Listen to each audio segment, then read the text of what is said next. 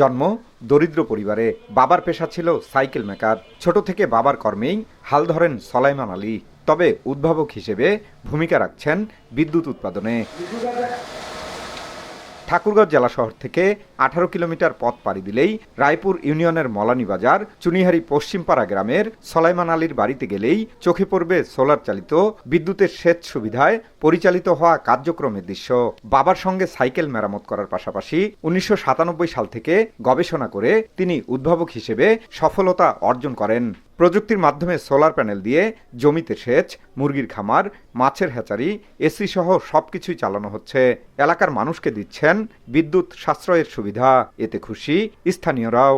সোলারে নিলে আমাদের 15 থেকে 2000 টাকার মধ্যে হয়ে যায়। এখানে আমাদের অনেক উপকার হয় এবং আমরা অনেক আর্থিক সাশ্রয় পাই। সিস্টেম দরকার এবং সোলার দরকার হলে বাংলাদেশের মানুষ সবাই সাধারণ মানুষ উপকৃত হবে।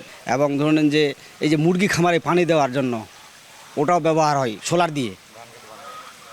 ধান খেতে পানি ব্যবহার করা হয় ওই সোলারে। আমাদের আসলে খুব কৃষকের জন্য খুব ভালো। এটা কোনো খরচ নাই, খুব অল্প খরচে হয়ে যায় আর কি। এই জন্য এই এলাকার লোকের খুব সাশ্রয় হয়। এইভাবে যদি সকলেই যদি উদ্যোগ নেয় তাহলে বাংলাদেশে আমাদের অনেক বিদ্যুৎ সাশ্রয় হবে। ঠাকুরগাঁও ডিস্ট্রিক্টে যতগুলো ডিপ টিউবওয়েল আছে আমি এই বিদ্যুৎটাকে সহায় দিতে চাই।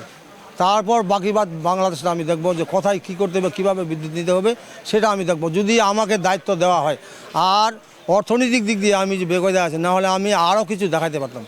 আমার অর্থনৈতিক দিক দিয়ে আমি খুব নিচে আছি। এই 35 লক্ষ টাকা লোন নিয়ে আমার এই যে আয় আসে আমার এটা সুদ দিয়ে চলে যায়, আমি উন্নয়ন করতে পারি না। এটা হলো আমার মূল সমস্যা।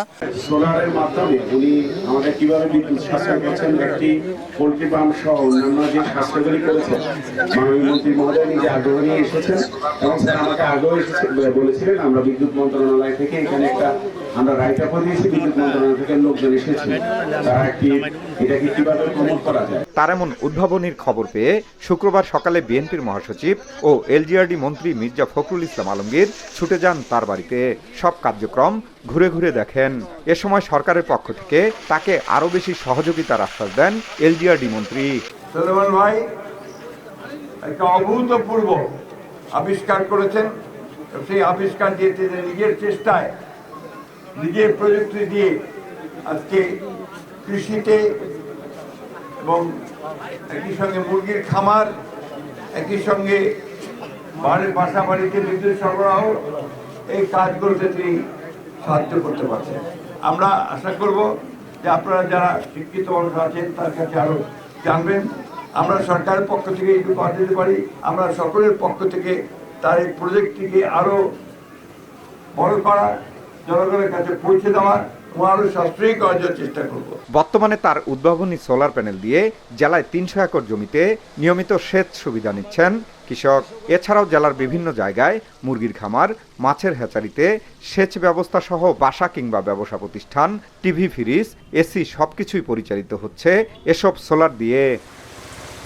জিয়াউর রহমান বকুল, সময় সংবাদ, ঠাকুরগাঁও।